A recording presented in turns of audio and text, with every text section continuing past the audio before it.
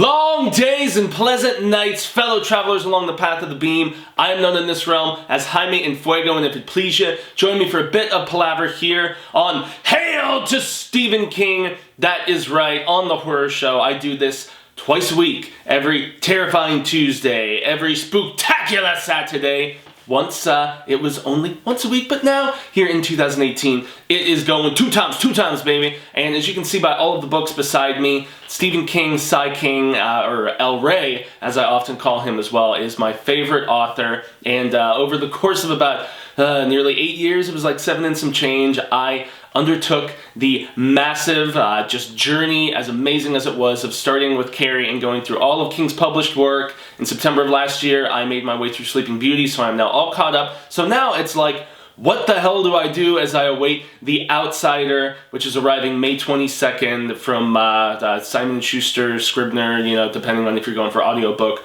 or if you're going for the printed hardcover, which I'm so supremely excited about. What do you do? Well, you basically go back and you reread some of your favorites in the meantime, as well as reading other great stuff, because King is not the only author that I read, but that is not for a discussion today. I just got done with it's a book that I read about it was more like 2.5 years ago at this point, but it's a book called DUMA KEY, as y'all see right there, and it's in my top 10 ever for Stephen King. It seriously is, and I was under that impression when I reread it priorly, those few years ago here, but the rereading process, which I specifically chose for this month of January because of its 10-year anniversary, it came out in January of 2008, and it's over 600 pages, so it's definitely of the more monstrous variety for King, but the reason that I adore this book so very much is because it's King definitely trying to do something different, albeit deliberately. Who's to say? I mean, King is often proclaimed his writing to be, he gets an idea, he has almost like, I'm assuming like a story outline of sorts in his head maybe, who knows, if for every book he writes something specific down or not, but he said that he really likes to just go with where he thinks the story is going to go, and as opposed to having those, specific plot points, just roll with it and see where the story takes him. And in some ways, I really feel like that is one of the greatest things about this story, is because it starts out without much of anything supernatural at all. And so just to forewarn, I'm not going to really spoil much about this. There may be the occasional minor spoiler, because, I mean, how can you review a book and talk about a book without at least giving a few plot points here and there that are pertinent to hopefully getting people like you guys, the constant readers, interested in actually checking this out. Because for me, this is a book that does not get enough credit from Sai King's library. It's on par with stuff like maybe 1122 and Cell and Revival, stuff that, well, I think was just, the real hardcore people like myself, I mean, maybe 1122 is a little more mainstream because of the Hulu adaptation, but, there's a few books specifically that I think are just underappreciated because they haven't had an adaptation yet. Maybe that's a better way of putting it. Rose Madder would be another one where this actually does share a few Greek mythology aspects at certain points in the book. But so, be forewarned, I'm not gonna tear the entire book apart and tell you guys everything about this, but I have to give you some basis, like a synopsis of sorts, so that you will go and read DUMA KEY, all 611 pages of it, because it's an undertaking, but it is so incredibly worthwhile. So you have this, he is a builder, kind of not so much an architect of sorts, but he's a guy behind a very successful construction company. His name is Edgar Fremantle, and everything seems to be going just hunky-dory amazing in his life. He's built this company up from practically nothing. He's been married for over 20 years to his wife Pam. He has 2 beautiful daughters. One is starting college, one is in France, pretty much finishing it up, so to speak. But everything seems to be just, going like smooth sailing for him, basically, which is a good analogy for this book. But all of a sudden, as the saying goes, life comes at you in a fury, and in Edgar's case, it definitely does, because he's on site one day, and just a huge beam or, like building piece of sorts comes down on his truck, smashes it in. he loses his right arm, he has some severe head trauma, his hip is all jacked up, he was probably on the verge of death at one point. And so what this ends up causing through his recovery is major friction with his wife Pam. He's on all kinds of meds, he's had this head trauma, so he's having major mood swings, they're fighting while he's in the hospital, while he's trying to go through rehab and stuff, and so it causes major friction in the marriage, and unfortunately she ends up eventually, after his mania gets worse and worse, he tries to well, let's just say there's a lot of hostility and whatnot without going into specifics. Like I said, I'm trying to hold back from going into it, but she decides she wants to divorce him. So all of a sudden, he no longer has his arm. Thankfully, he's a southpaw, so he's left-handed, so it doesn't affect him like it would, many people in that situation, but so he's in this dilapidated physical state and mental and emotional state. And his wife has left him, and so it's like, what the hell is he gonna do? So he's talking to his psychiatrist, and the guy basically recommends to him, he's like, you know what? You need a change of scenery. You need to leave Minnesota, and you need to go somewhere else, somewhere far away, somewhere where you can clear your head, and maybe take up a hobby, take up doing something that you enjoyed in your youth or at various points in your life. And he just happens to say to Cayman, he's like, well, I always liked, drawing when I was, in college, and, when I was younger as a kid, I drew and, stuff, and had just aspirations at one point towards the arts, and it just never panned out. He's like, I've still doodled from time to time, or I should go like this because he's, a lefty, as I said once again. But yeah, so he decides to not only relocate, and he decides to go to Florida, but to the west coast of Florida, so Gulf of Mexico being right there. So he's on that particular side and goes to this place called DUMA KEY, which is just off the coast, and it's like its own separate tiny little island hideaway of sorts. And there he takes up painting when he gets to this pink house, which has a second story that is a Florida room. So I'm here in Arizona. We know what Arizona rooms are, but this is totally different. The idea is that there's still lots of just wide open space and basically glass walls kind of thing, similar to what we do here in Arizona with our Arizona rooms. But his being on the second floor and right on the beach, it's just overlooking the coast and the ocean. And it's the kind of thing that you think for somebody who is artistically inclined and is starting out with just, pencils and whatnot, and eventually gets to painting and things of that nature. It's inspirational, supremely inspirational, as just beautiful nature and, views like that often are. So at the same time that he is striking up this, this artistic spark, which surprisingly starts significantly once he's in this house that he calls Big Pink, and his little room on the second floor he calls Little Pink, his little art room.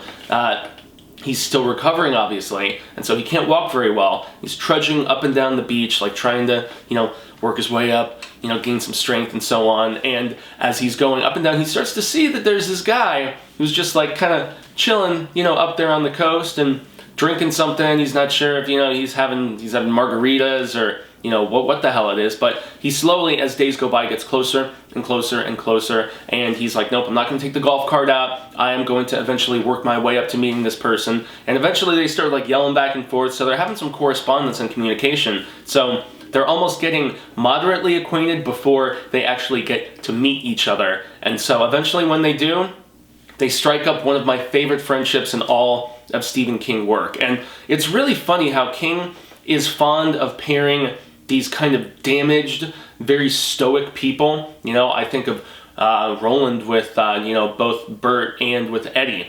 I think of various other pairings, but this is one that has a similar dynamic because this guy he strikes up such a great friendship with, Jerome Wireman, who we just basically call Wireman throughout the predominance of the story.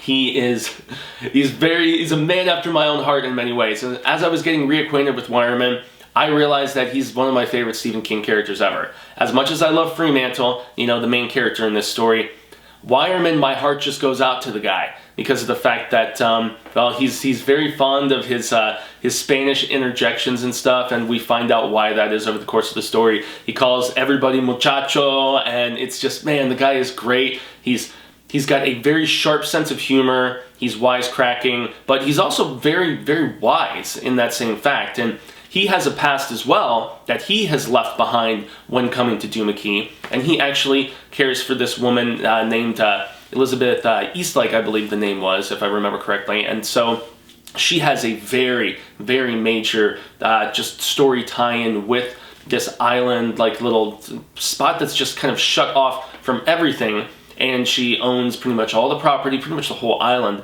essentially. But she's aging, you know, she's the daughter of the Godfather, essentially, and she is in her 80s, and she's battling dementia, and Wireman is the one that cares for her. And so Edgar is just having all of this inspiration. He starts painting things, but he almost gets in a trance in this house at certain points when he's feeling like the major inspiration. And then afterwards, he's like super hungry and he has to go grub out on tons of food, like huge bowls of cereal, making himself like pounds of hamburger and just, you know, consuming like crazy. So you can tell that there's a strange force at work here without necessarily giving too much away. And so he's a damaged man, but he is finding some refuge in this creativity. But you wonder, you know, what is it good or bad, or just something gray and in the middle that is sparking this interest within him. And so many people may think that this story is a slow build because of the fact that I love it for the sheer fact that it has amazing character development, but it's not overblown character development with like too large of a cast, which is the one thing that I had a problem with Under the Dome. And as much as I adore The Stand, there are characters that are less, you know, interesting than others in these ones where he has these enormous ensembles of people. That is one thing that, despite being over 600 pages, Under the Dome does so tremendously, is it sticks to a core group of characters and just continues to develop them effortlessly and intriguingly and oh so very well. I also love the fact that, like I said, it's King doing something different. This guy comes from Minnesota to Florida. Now, we all know that Florida is where King has lived, you know, during the summers for a very long time. Or excuse me, I believe during the winters. Yes, sorry. What the hell am I saying? Why would he be in Florida in the summer? It's hot and sticky and disgusting. But, so, he has divided his time between Maine and between Florida for the longest time now. And you can tell that he really wanted to inject some of that into this story, which is cool. And so, it's when you hear Edgar's internal just, you know, dialogue and thoughts and just frustrations about the aspect of this recovery, you better believe that this being 2008 is King looking back at the demons from his accident where he nearly died. And you can guarantee just by reading it that he poured so much of his personal experience into just the recovery process for Edgar that is described in this book. The pain, the anguish, the friction with the significant other, the dealing with trying to kick painkillers, you know, trying so hard in the midst of so much pain just to rehabilitate yourself, both mentally, physically. I mean, you can tell that King injected so much of that into this story, which is also intriguing for me. And King has said many times at various instances in his career, you write what you know, and that is another thing that I love so much about this story, is you can tell it is a very, very personal King story, especially the way that Edgar talks about both of his daughters, the way King has often talked about his children. You definitely feel that anytime you have King writing characters who have children that are going from you know, the later periods of adolescence into adulthood, and just the sentimental, bittersweet aspect of it, the way that he just, you know, describes the sadness and anguish and yet hope that, you know, parents have as their children reach that stage in their lives. It rings out so true here and so wonderfully. Now the reason I say it's a slow build is because it is. It's not something where you're going to get super scares right away, and they really don't start to build properly until the third act without spoiling much. But that's the thing. You see the seeds just kind of sown, and they almost, as you're dealing with so much just regular time stuff, they sit in the back of your head as you're reading this book. And man, it is just so wonderfully layered. I also love it because of the fact that it is, besides all of the complexities within this small core group of people, it really in many ways boils down to memory is one of the biggest things in this book, and how memory can deceive us, and how often one thing that I love so much about Wireman is that, you know, he has so many great sayings in this book. This is, for me, one of the most endlessly quotable Stephen King books as far as just like prime lines that I have ever read. And I've actually been throwing them up on my Twitter over the last week or so as I've been rereading this book. Stuff like, we fool ourselves so much we could do it for a living. God punishes us for things that we can't imagine. There's just so many great lines in here that just, they ring so true with me so amazingly. And Wireman is not the one who is responsible for every single one, but my favorite quote from him, it deals directly with memory. It's like, when it comes to memory, we all stack the deck. And that's me paraphrasing, I might be getting a word or two off, but that's because of the fact that we often remember things not necessarily how they were, but the way that we want to recall them, whether it was a really, really good day that we want to remember as being even better than it actually was, or if it was a really painful situation, a horrible, just traumatic episode that we encountered, we're probably not going to want to remember it as horribly as it actually was, because that would be, that's what repression and PTSD and all of these other things epitomize. And so, it's just really funny. When it comes to memory, we stack the deck. We really do, because we want to remember things as well as we can handle them, I guess, in a manner where they're still just processable within our heads. And so, it's, besides being about memory, it's also about friendship, very, very much. And there's one scene in particular where Wireman goes into the details about his past and really gives some insight into how him and Edgar can have a connection, and also with Elizabeth as well, the old woman that he's caring for, who, well, she's got a secret that you can't divulge, but you really need to read it to find out. But they all have kind of a similarity amongst them, and when he is talking about why he's in Florida now, why he left his life behind, some stuff that happened with his family, it's some of the most emotional storytelling that I feel like Stephen King has ever put to paper. It just, I was getting choked up while I was reading it, and it was emotional, it was intense, it was sad,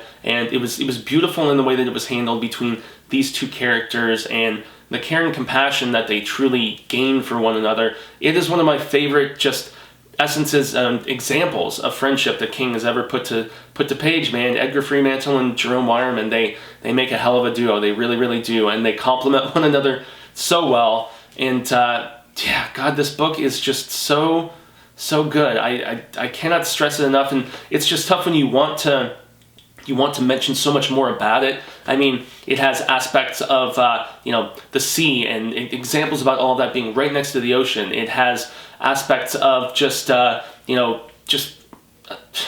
I can't say. Damn it, I cannot say, because I want to go into where the evil, villainous aspect comes into play, and it's subtle at first, as I mentioned, but once it starts to really gain its grip, it's cool, it's very different. Some people may say, oh, King starts out telling a story that's not really very supernatural at all, and then it slowly starts to get there, which of course he has done before, but that I don't think really spoils much.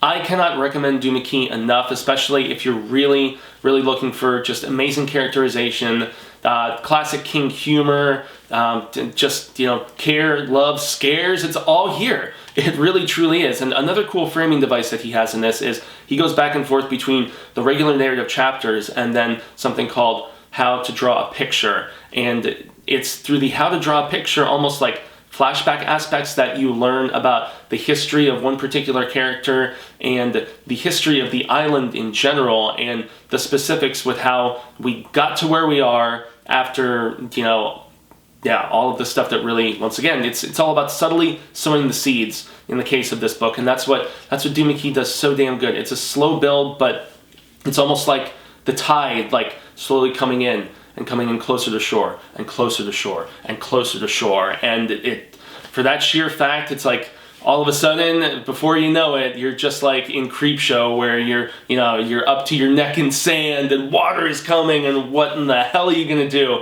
So yeah, that's one thing that this book, I cannot sing its praises enough, and I feel like since I can't spoil anything, I'm just swimming in circles at this point, and the undertow keeps wanting to pull me down, and I'm just like, I gotta get to shore, man, I gotta get to shore. So I will once again just say DUMA KEY is an incredible read, and I hope that in this current climate of everything King being adapted, or at least in some part of adaptation, this and Rose Madder are probably the ones that I want to see adapted probably the most at this point that have not been adapted before. I'm sure some people may say something like Lisey's story, But yeah, for me, it's DUMA KEY, and to a lesser degree, Rose Madder. And once again, they do share little interesting similarity as far as just Greek mythology, and yeah, can't say much else beyond that. But we are back to shore here on Hail to Stephen King. So I'm going to extend a grande gracias here for you peeps tuning into another edition of Hail to Stephen King